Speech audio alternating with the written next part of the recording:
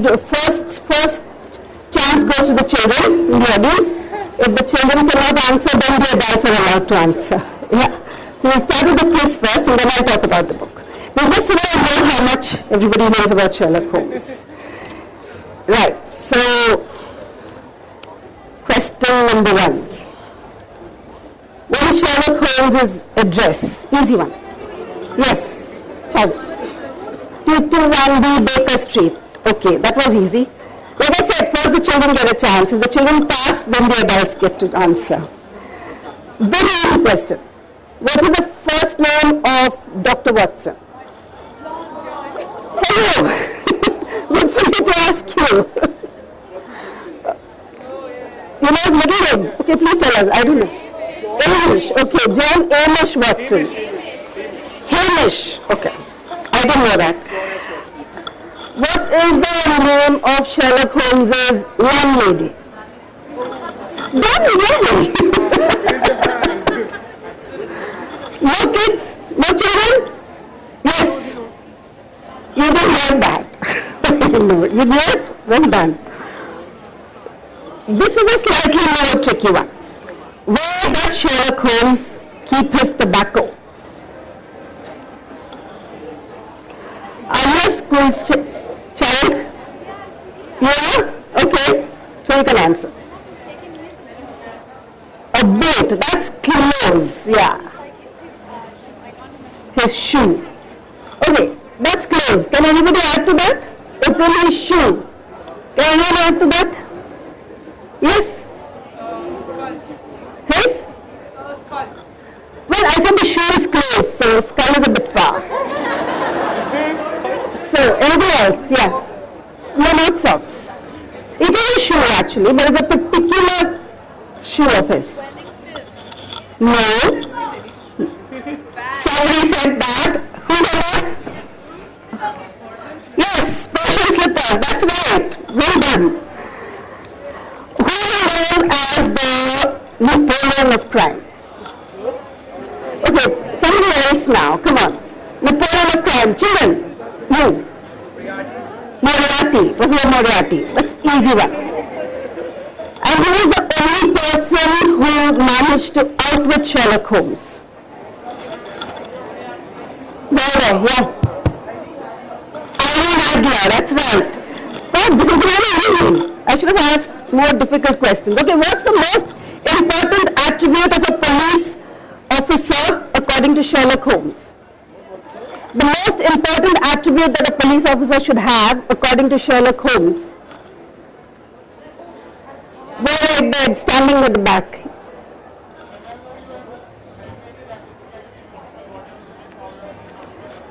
I'm sorry, I didn't hear that. Can somebody relay that? Because I couldn't hear it. Oh, no, but that's not the most important quality of a police officer. Yes. Make deductions. That's what I think too, but that's not what Sherlock Holmes said. What did he say? It's a very unlikely thing actually. It's a very unlikely thing to have said. I would never have guessed it. So guessing may not work. Yes? Not think. No, I don't think that's not the answer either.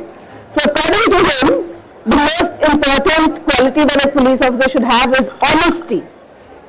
So very unlikely, one wouldn't have guessed. Then when did Sherlock Holmes live in Baker Street? Which years? From which year to which year? No? Any guesses? Approximately? When he lived, this is true. After he died, he didn't live there. So, 18, somebody said 18 something? Yeah. Somebody said 1880, which is actually really close. 1881 to 1904. That's when he's supposed to have lived there.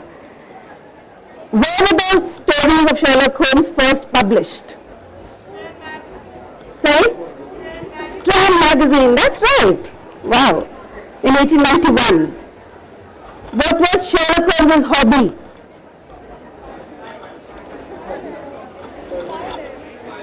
Yeah.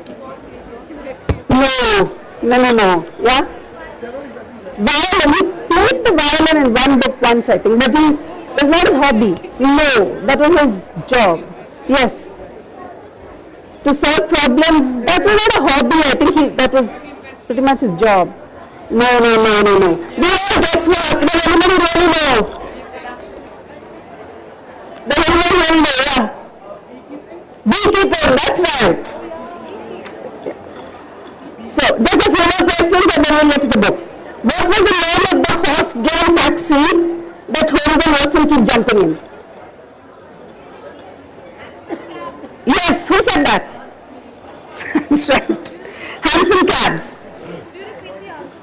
The answer, Hansom cabs. Dr. John Watson's wife, what was her name? Mary what? Mary Morstan, yeah, good. Yep, so one last question. Watson used to play backgammon for a famous old London club. Which one was it? That's a bit of, sorry? No, that's not the one. Does anyone know this? It's quite an obscure question. And there's a reason why I'm asking questions about John Watson, which we will understand when we come to the book. No guesses? It was called Blackheath Club. Okay, so this was just to know how much you know about Sherlock Holmes, because the book that I'm going to talk about is called The Sherlock Holmes Connection. And it's not really about Sherlock Holmes. How the book came about is that the Swedish embassy asked, helped us do a book with 2 Swedish authors and 2 Indian authors. So the 2 Swedish authors and 2 Indian authors were locked away in a hotel room, not in a hotel room, okay, that's an exaggeration. We were put away in a hotel for 2 days to talk to each other and come up with an idea for a story, for 4 different stories that each of us would write. So we were trying to come up with a theme that would, that would appeal to them and to us, and which would kind of resonate with everybody. And one of the Swedish authors, Martin Widmark, came up with the idea of using Sherlock Holmes as the connecting kind of motive. So obviously when I think of Sherlock Holmes, what is the first thing that comes to your mind? The first image that comes to your mind. Is it? A deerstalker hat, yes. Anything else? Cooking cigars. Thin cigars, a pipe which I believe he smoked on. Was that? I don't. Okay. What else? Okay. What else? There's one thing. A watch. Did somebody say watch? No. The magnifying glass. So that's what I was waiting for. So what we decided was that the magnifying glass of Sherlock Holmes would be the common kind of thing that ties the stories together.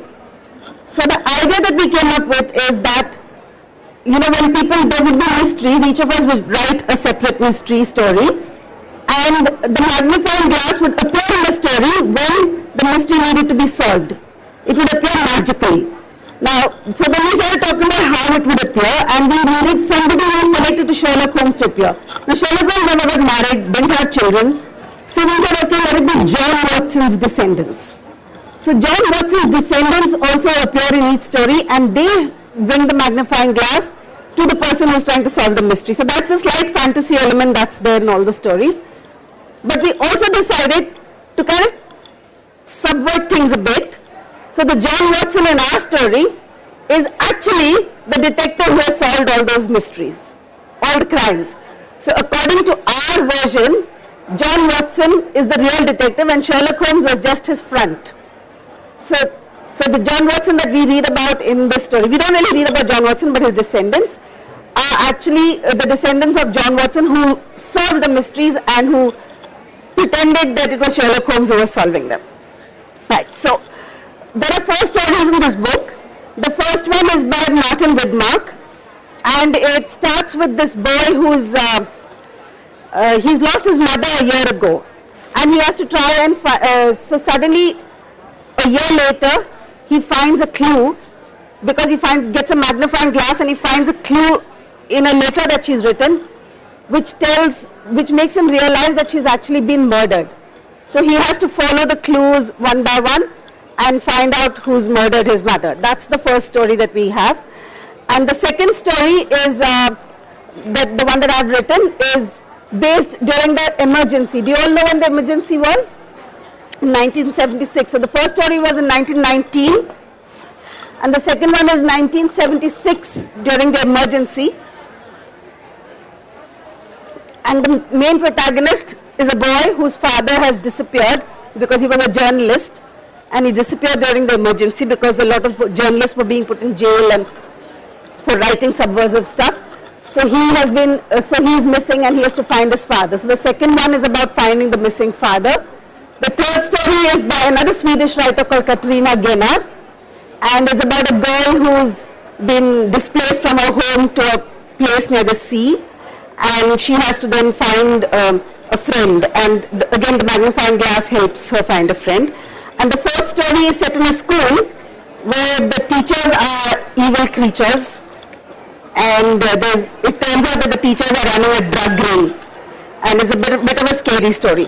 So what I will do now is I will read a little bit from the introduction to the story and maybe a little bit from the stories, and after that we're going to try and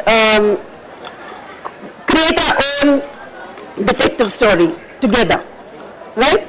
So you guys have to help create a detective story. So this is the beginning of the book.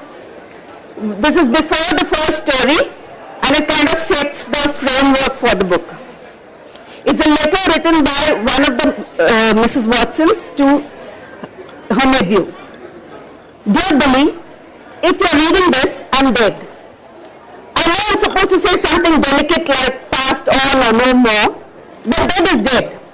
You and I have always known how to call a spade, which is also why this letter and the box have been given to you and not to your sister or your cousins. There's no gold in the box, no precious stones, but if you're the boy I think you are, you will find treasures much dearer to your heart than gold or jewels. You already know all about Sherlock Holmes, the great detective. You've read the stories that my great-grandfather wrote about him. They are everywhere. Sherlock Holmes is a legend. The older files in the box contain those stories in the handwriting of the old man himself, but when you read them, you will find out a closely guarded family secret. Not everyone in the family knows the secret. It is passed on to one person in each generation. Why were you chosen, you wonder? Because you have the two qualities that are imperative for the keeper of the secret. You are curious and you are kind. You are much younger than I was when I learned the secret and got the box, but age, as they say, is just a number. But the most important thing in the box is the magnifying glass. I hesitate to use that misused word magic, but the glass has certain powers. What those powers are is not clear, but I have found that it somehow contrives to help people when they need it the most. And it is your job to make sure it goes where it is needed. Don't worry about how that will happen. It always has. Now open the box and read the private records of the Watson family. Then you will understand who you are and what your legacy is. And take great care of the magnifying glass of Sherlock Holmes. So the magnifying glass is actually passed on from generation to generation, and that is how it appears in each story when it is most needed. So would you like to now try and create a detective story of our own? Shall we try doing that? Okay. So first of all, we need a detective, right? So let's start with a name for the detective. Think of a nice fun name for the detective. Can somebody suggest something? Any suggestions? Yeah? Sorry? Common. Okay. Let's find a slightly wackier name. Let's make this wacky. Let's find a wacky name for the detective. Yeah. Sorry? Superman. Super? Brain. Okay, super brain. You have something? Sorry? Millen. Okay, Millen. Any other suggestions? I just came from a school where the detective was called Go-Go Tarzan. So, sorry? Mr.? Know it all. Anything else? No, Gambo. Okay. I think that sounds like fun. But we need a surname as well.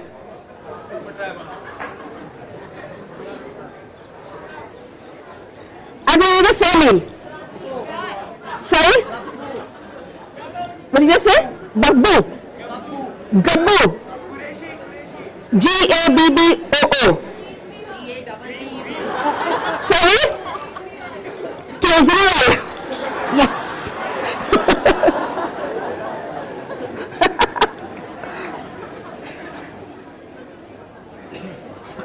Okay, so here we have a detective. So now, what we need now is, okay, what does it look like? What does the detective, huh? A monkey. Okay, let's get a little more specific than that. With a red face. Yes? Sorry? Specs. He's got specs. Okay, what else? Looks like an evolutionized monkey, aka An evolutionized monkey, she says. Anything else? Beard. So beard and specs we have. What else? Gandhi cap. Yes. Okay, so he's got a Gandhi cap. And he's got a beard and he's got specs. Okay, and what else? Can you give me a couple of quirks for the character? A tail? No. Come on. Let's have a human detective. Any quirks? Just a couple of quirks. Something like you know how Sherlock had this muffler. Hey, muffler. Okay, yeah. He's beginning to turn into Kejriwal here. Sorry? No teeth. Okay. No, but tell me some character quirks. Like, what does he like to do? He always? Okay, let's get away from Kejriwal. He always sits on the road, he's saying. He likes ice cream. Okay, he likes ice cream. Smokes a pipe. That's a bit Holmes-like, but okay. Okay, never mind. He likes ice cream and one more thing. I just did. Sorry? Owns an Enfield. Okay, fine. That's done. So that's our detective. Now we need a crime. Let's be more specific, huh? Loaded ice cream store. No. We don't want him to commit the crime, yeah. He has to solve it.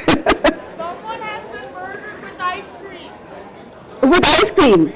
Well, that's possible, yeah?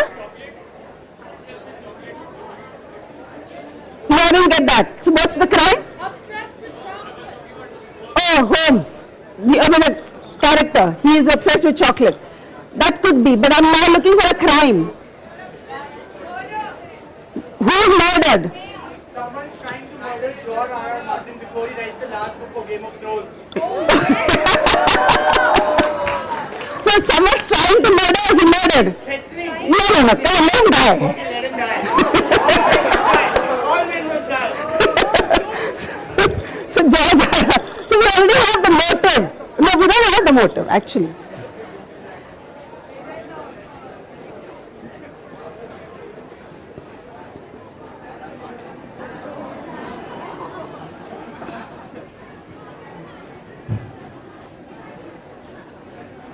Okay, so that's our crime. So we have the crime. So now we need to look for, so where does this happen? Underwater. Huh? No. Fire dragon. No, where does this happen? We're looking for a setting. At JLF. Yes.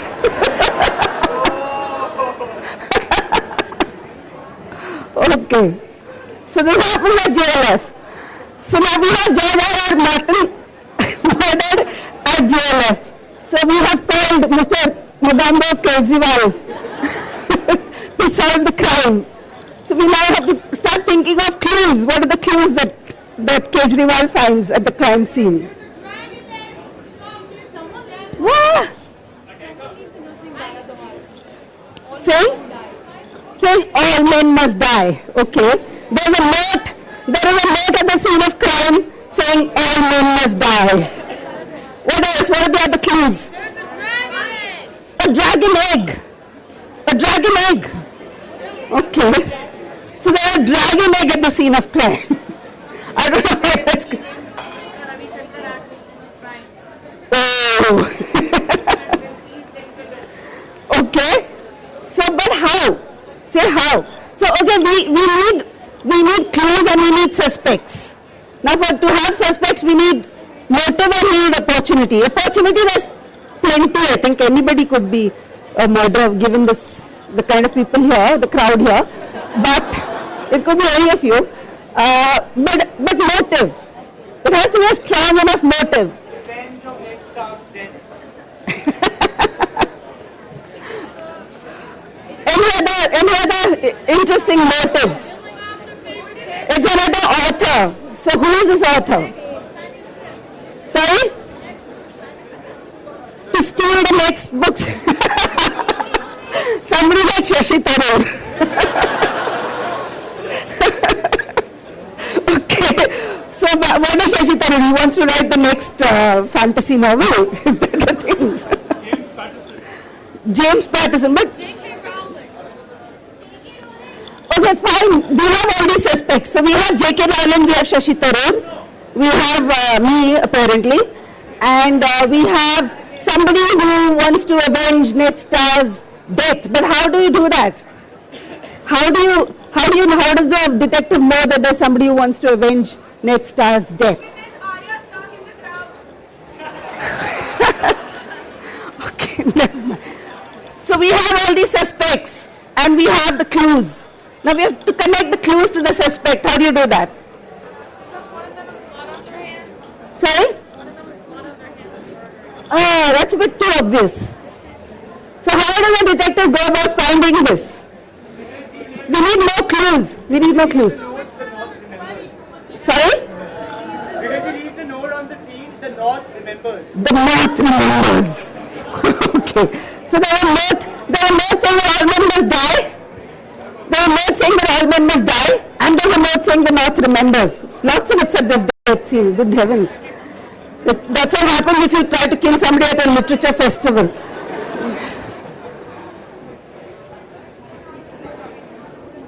Okay.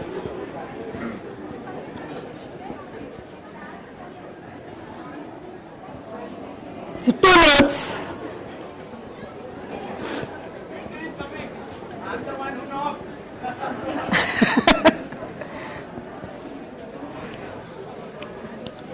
Okay, so we have suspects. What are suspects? I forgot. There's J.K. Rowling, Shashi Tharoor. I like that one.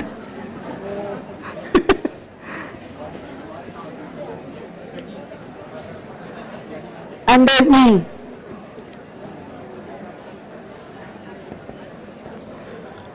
Who else? Any more? Jon Snow. Are you getting fictional characters into this now? No. Let's keep it real. Let's keep it real. It's almost a Rahul Gandhi. Okay, let's have some unknown people, yeah. Come on. Who is Mr. Kejriwal's sidekick? Who is Mr. Kejriwal's sidekick?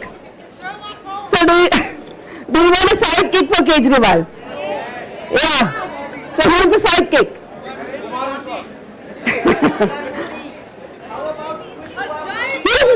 This is not Arvind Kejriwal. Yeah. Come on. This is Mogamba Kejriwal. Who? Khushwa Modi. Okay. Oh, I'm going to get in trouble with this, okay? This is getting really political here.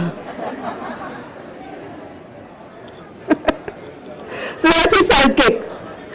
So, okay, so now we have to make the story now. So so Mogamba Kejriwal has come here, George R. R. Martin was lying dead. How did he die? That's the other question.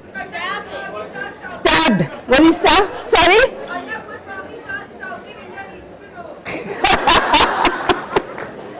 Yes. The nation needs to know. The nation wants to know. So the nation wants to know who killed George R. R. Martin. So how did he die?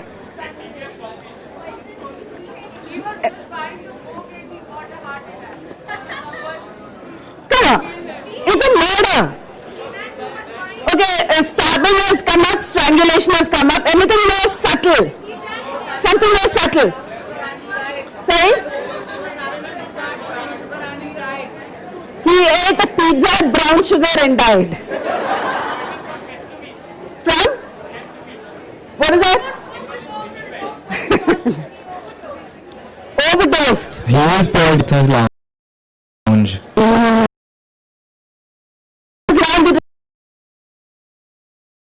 Reduces people at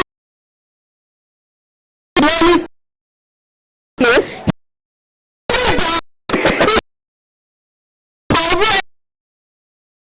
I killed him. And then his own weight crushed him to death. then his own weight killed him. But where? So we're saying he died in the author's lounge. Is that agreed on? Author's lounge? No? No. Okay, that's rejected. Something else, somewhere else. Where did he die? Sorry? He dies because of a book. That would be very proper. Someone had poisoned with his with one snail. With one? Nail. Nail. By nail. Someone had poisoned. So a nail has been pushed into his... Ma'am, over here. Yeah. The book he was reading was poisoned. Maybe that. That's an interesting one also. But, Thank you. So where did this happen in the bookstore, you think? Sorry? At Fort Samvad. Okay. Right up there. So he was up on the stage speaking when he suddenly keels over and dies. Okay. Fine. So okay, you're going to really get her into trouble here. She said he was poisoned by Rajnikanta.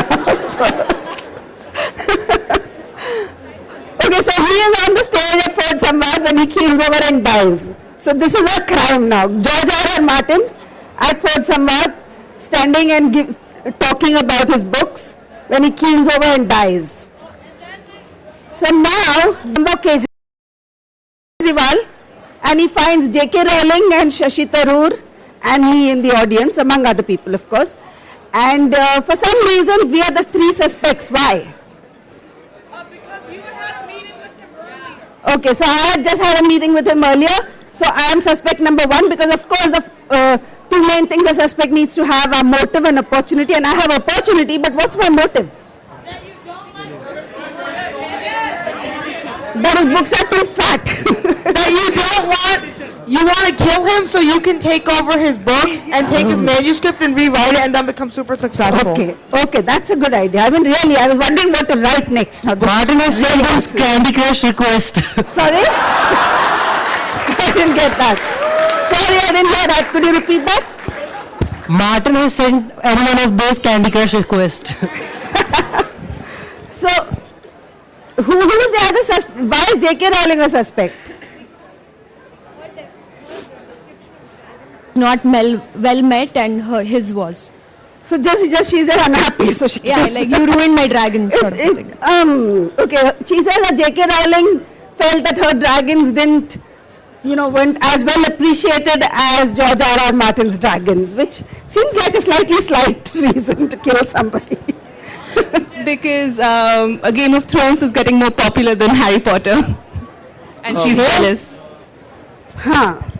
Do you think that's enough motive to kill someone though? Maybe she was not able to keep a wizardry in her books. Sorry? Huh. Maybe she was not able to keep a wizardry in her books. Okay. And it came out. You mean...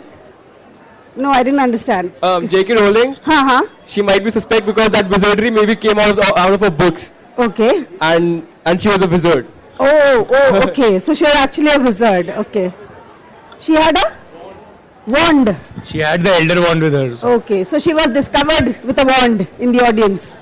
Okay, so that's J.K. Rowling's movie. He was the mortal enemy of J.K. Rowling, probably, for some reason. He was? The mortal enemy of J.K. Rowling. Mortal enemy. Yeah. And we don't know why. Yeah. They might have, had an affair with the wife or the husband, something like that. Or, maybe, I mean.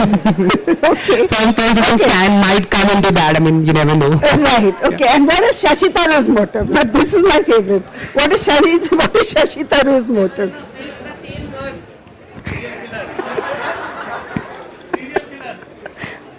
No, come on.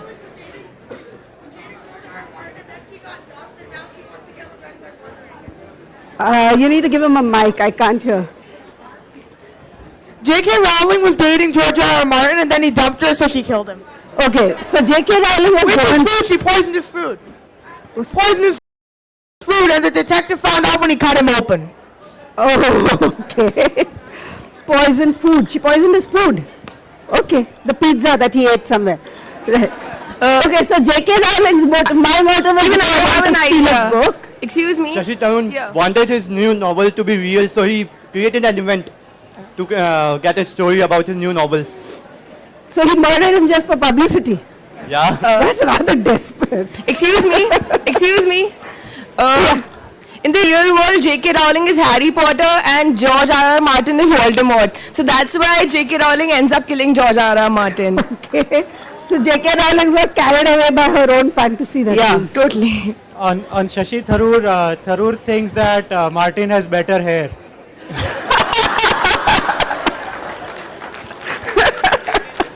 Okay, that's a great one. So, okay, we have these three with these fabulous motives. J.K. Rowling is, we'll go with that affair with him and then he dumped her. I want to steal his manuscript, clearly, because I really don't know what to write next. And Shashi Tharoor killed him because he has better hair. I love that. So these are possible suspects, right? So now we have to think of how did we do it? Whoever did it. No, but only one of us could have killed him, right? It's not all he. You are left in the suspect. Sorry? You are left in the suspect. That's not a satisfying detective story, no?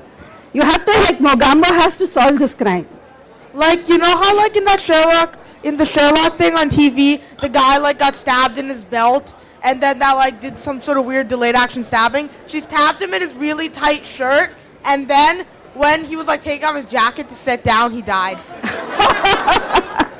So when he sat down here, so they were at the author's lounge chatting away.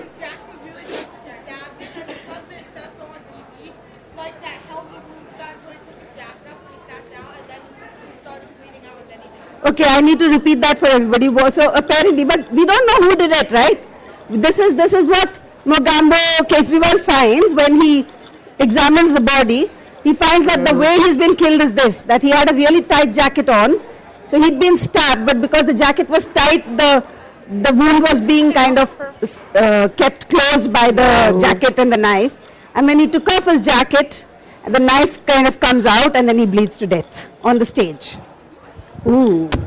Okay, so now we have to find out who stabbed him and when and how. Any ideas? The height of the knife, like where it was stabbed, because like if it was like a short person, they have to stab him like lower. So which of us is short? That would leave me, I think. I don't know how. Does anyone know how tall George R.R. Martin is? Is he a large man? He's huge, is he? Okay. So any ideas on who and when this happened? Which side of him like got stabbed? Because if someone's like right-handed or left-handed. No, we need more ideas on when could this have happened? Because it's not easy to just go up to somebody and stab them like that, right? It's got to be a situation where you're close enough and you're able to do it. Yeah, there.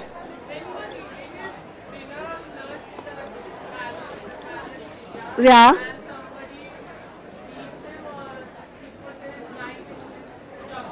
And he doesn't notice. When he was leaving the... Okay. He's signing his books. excuse me? Yeah. Just after? He was signing his books, and from middle of the crowd, someone stabbed him, and then he went to the stage, and after bleeding, he died. Okay. But that means either J.K. Rowling or Shashi Tharoor or I were in the crowd while he was signing his books. That seems a bit unlikely. All of you were having lunch with him in the delegates in that area, and then someone goes and puts the blade in his jacket, because while having lunch he removes it, and when he knows he has to come here to give a speech, so he puts on the jacket. Now in order to sit down, he again opens the jacket, and that's when he dies. Okay, so this has happened in the author's lounge during lunch. And the three of us were around there, so which is why we are the prime suspects, right? The three of us were around there. So how now do we kind of zoom in on which one of us it was? Yeah. Okay. Yeah, please. I have a possibility that since it says all men must die, so we should rule out Shashi, because a woman will write all men must, that would make more sense. I think so. I think all persons must die. Maybe, but then since it says all men must die, so possibility of a man writing it is a little lesser than a woman writing it. So I think it's rule out Shashi out of it. Has to be you or Rowling. Okay. That makes sense, Slightly, I guess. yeah, it could, but it's a slightly specious reasoning. I'm not sure. Okay. I don't think that a woman would necessarily, a man would not write men. Yeah, there is a possibility. That a woman might have written it Yeah, so instead of a man. that is one line of investigation. Yeah, because there's a clue over there, all men must die, a note. So Sure. that's how. Okay. Yeah. This gentleman here had Yeah, so I think here, if I've understood right, like the person dies on the stage suddenly.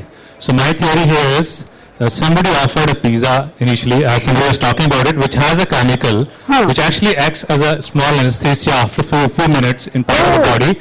While he was on the way to the stage, somebody put a small knife. He didn't even realize because he was anesthetic. And after few minutes, when it started really bleeding internally completely, he just broke off.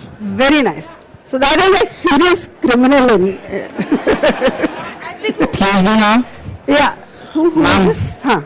Ma'am, the case that we are solving here, it's somehow related to season 3, episode 2 of Sherlock Holmes, in which that guard was died with that belt. It was that belt only which he opened and he died because of it. Even that John Watson, sir, whosoever he was about to die because of that reason. So we are linking here with that story, that original story.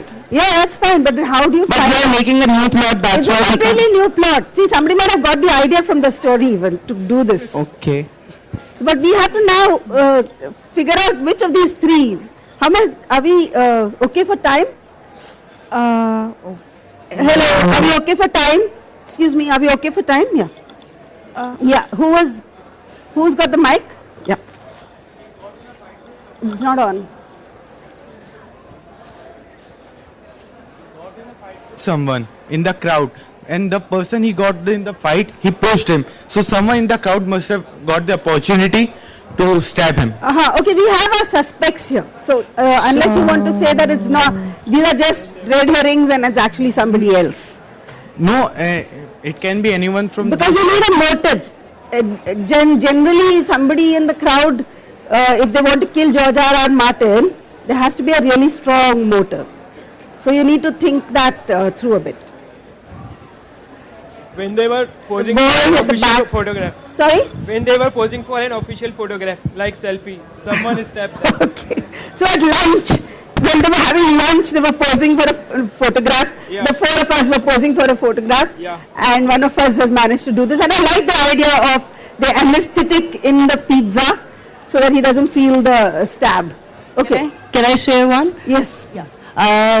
It would be a possibility out of the three, one of them is sharing the same hotel of the author, and in the hotel that person would have approached the housekeeping portion, and from there where his laundry was coming, they would have placed that knife or something else in the jacket already and placed in such a manner when he'll open it up, he'll get stabbed and that kind of a thing. Okay, yeah, that's a possibility. But I think we need to kind of now narrow down on what's actually happened. So I think this is we've kind of decided that this happened in the author's lounge, that he had this food which gave him an anesthetic effect and he didn't feel the stab.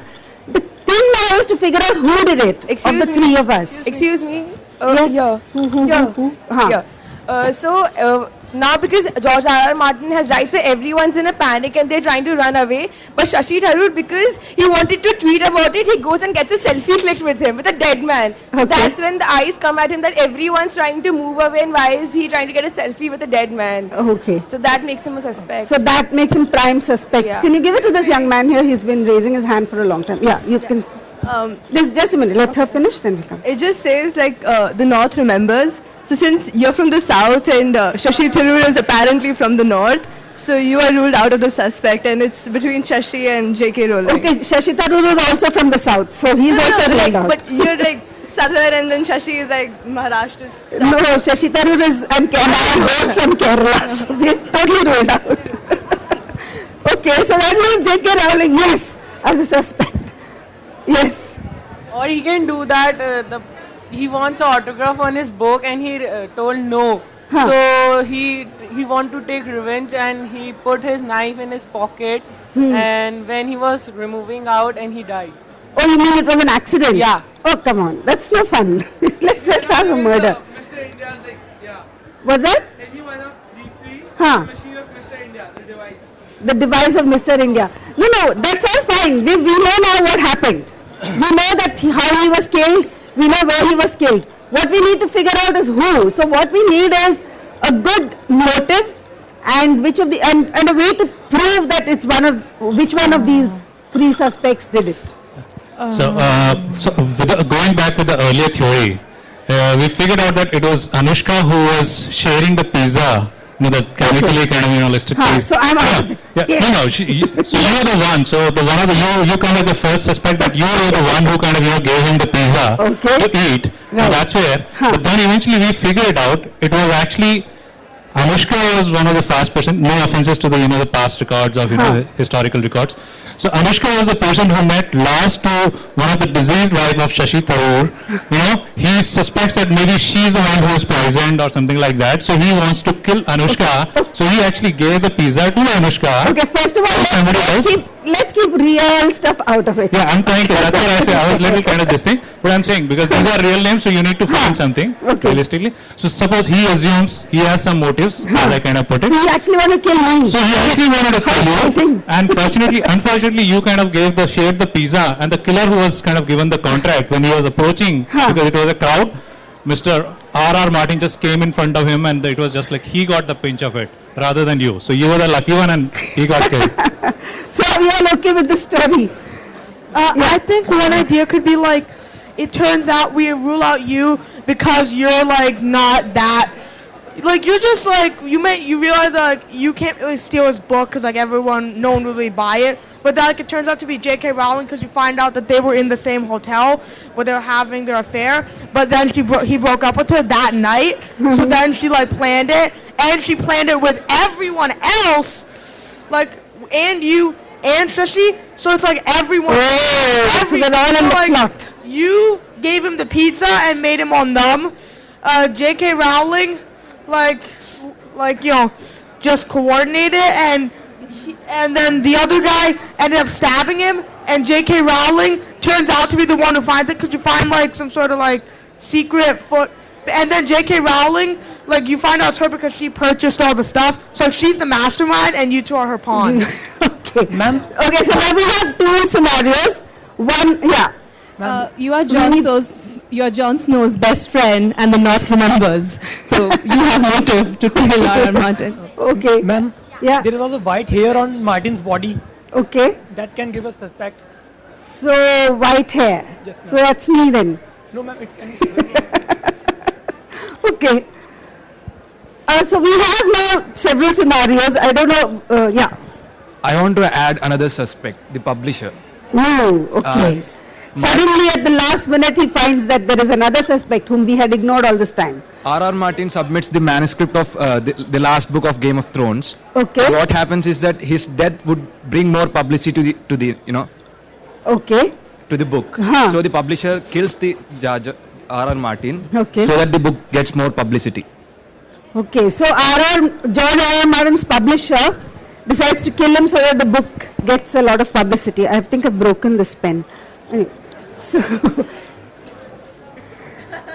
I gotta agree. I think it should turn out to be Mogambo's sidekick. See, Mogambo has like a business where he solves crimes, but it's not making that much money. So his sidekick decides to commit a crime and kill someone, frame you, so that Mogambo becomes like this great guy who solved the murder of George R.R. Martin, and then he gets all business, and then he discovers it's his sidekick who kills him. So this is another twist in the tale. He says that it's the sidekick who kills the guy. I think we have enough possibilities here for many stories. So we shall stop here with this. If there are any questions that, apart from this murder mystery, any other questions that you guys have for me about the book or about anything else? Or anything else you want to share? The North remembers. We just have one scenario in which Shashi Tharoor and I are out of the running because the North remembers and we're both South Indians. So that's very significant. Any questions? Anyone else? No? Does anyone else want to just sum up the whole story? What exactly happened? I shall. Sorry? No, come on.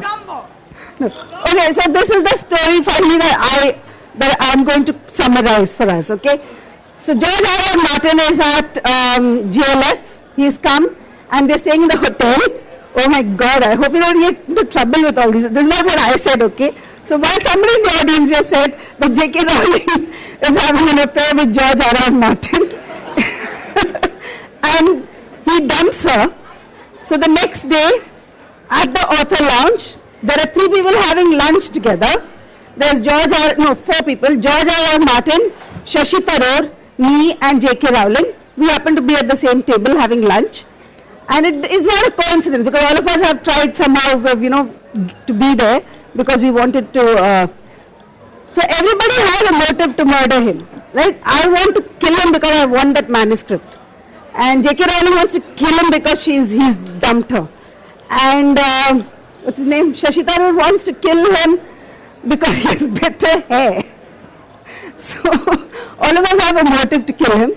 But Shashi Tharoor also has another motive, which is that he thinks he actually wants to kill me because he thinks that what is that reason that you gave me? Because I am the one, because I murdered somebody that he knows well. Right, so I murdered somebody. So he wants to actually murder me as revenge for that.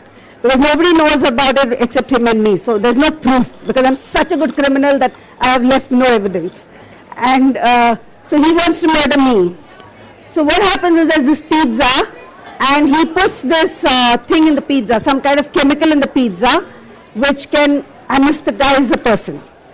And he's trying to give it to me or we all eat it. So both I and George R. R. Martin eat this pizza and we are anesthetized. And then he has paid somebody to come and kill George R. R. Martin.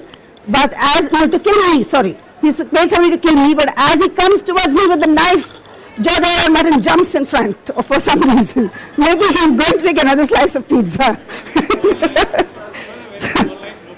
It was a small knife, but whatever. He's kind of lunges for the last piece of pizza. And he gets stabbed instead of me. And then nobody knows because it's, he's anesthetized, he doesn't feel the pain and his jacket is tight so he doesn't feel anything and the blood is kind of blocked. And then he comes to Fort Samvad to talk about his books and he sits down and he says, it's rather warm in here, and he takes off his jacket and that's when the wound opens and he bleeds to death. So this is the mystery that Mogambo Kejriwal has solved. So thank you all for helping me.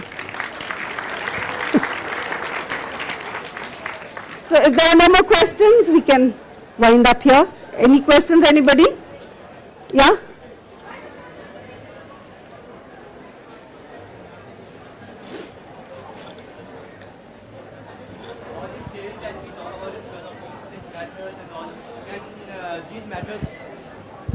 All these theories that we use in Sherlock Holmes novels, his methods, the facts that he uses, can all these be used in the law enforcement today?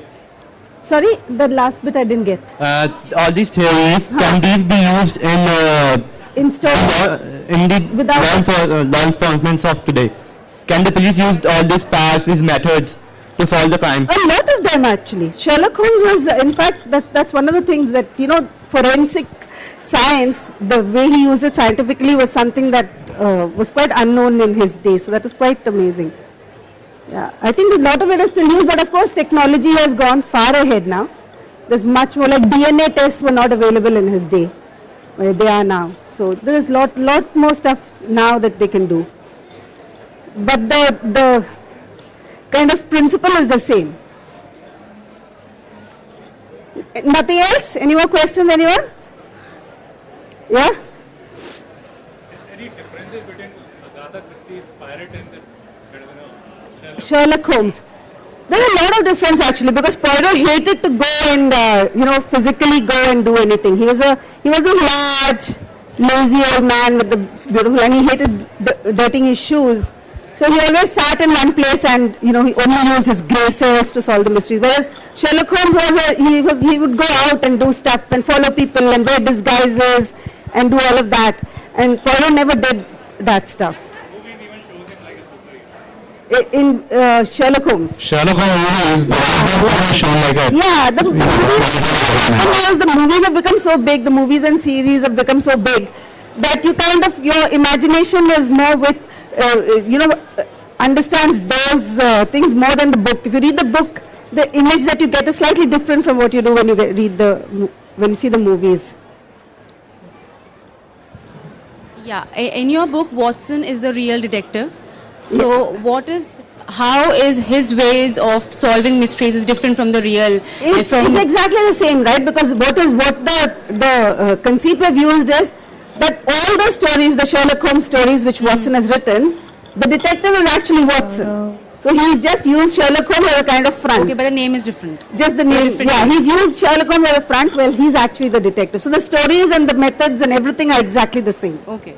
So I had a question, like what made you decide to use Sherlock Holmes for your books? The reason we used Sherlock Holmes for this book is because there were two Swedish authors and two Indian authors. And so since we had to address an audience which would be Swedish and Indian, we thought Sherlock Holmes is a character that everybody would know. So that's why we decided on Sherlock Holmes.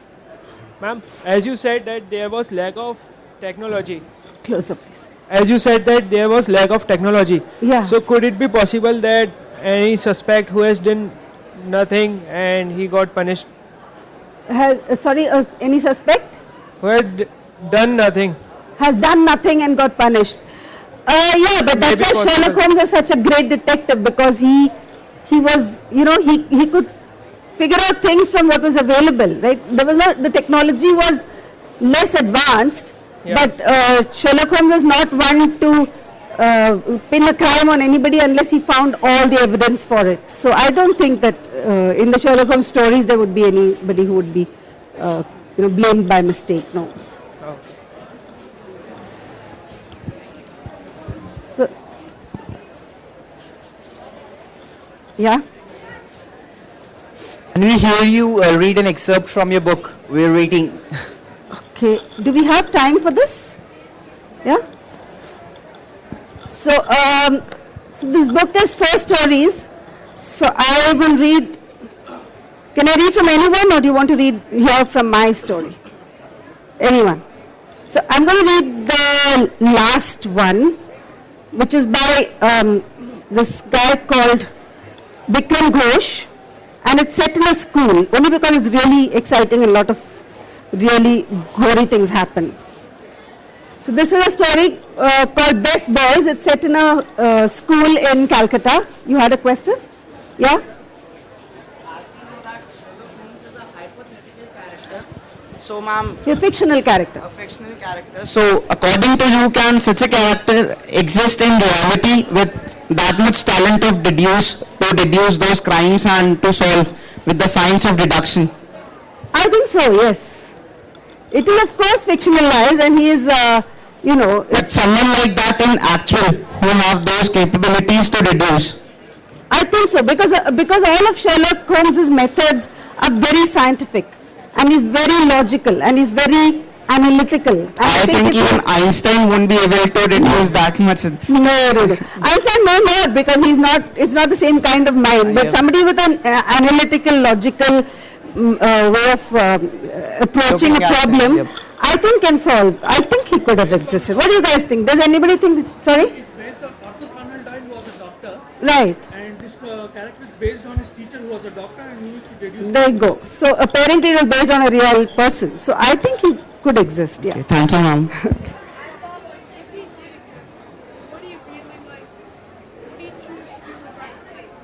Choose to, just not like solve crimes, instead commit them. If he knows he's really good at solving them, he knows like what. Which is what Moriarty did. Moriarty is kind of Sherlock Holmes as equal in terms of intellect, and he, instead of solving crimes, he decided to commit them. So that could happen.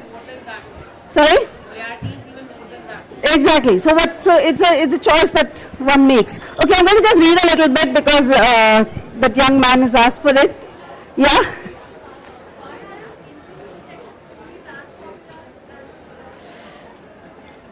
See, that's a difficult question. She wants to know why Indian detective stories aren't as popular as Sherlock Holmes. I don't know if there have been any, there have been a couple, I think, detectives, but Faluda was quite famous. Vyomkesh Bakshi was quite famous. So there have been a few, but it's the problem of how the whole Indian literature scene works actually. Nothing that's Indian is anything that's Western, and that's especially true of definitely children's fiction and a lot of genre fiction, but I think it's changing. I think once there comes a detective who catches the imagination of the reader, they will become as famous, but it's not happened yet, so it's just one of those things. Okay, so this story is called Best Boys, and it's by Bikram Ghosh. It began with a scream. The leaves rustled in the sudden silence that followed. The guards gossiping at the gate turned with surprised slowness towards the school building. The boys in the field froze in their places as a few unattended footballs rolled past them. The workers in the canteen stopped clearing up and someone switched off the exhaust fans. The peons in the office rushed into the corridor wide-eyed.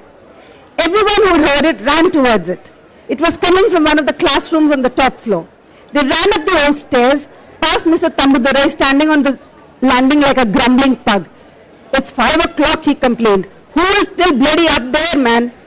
They found Mr. Ray in the chemistry lab, clutching his face and writhing on the floor. There were traces of blood on his shirt front and an odd smell of sulfur and roses hung in the air. They tried to sit him up and pull his hands away, but the little man wouldn't uncover his face. He continued to cry.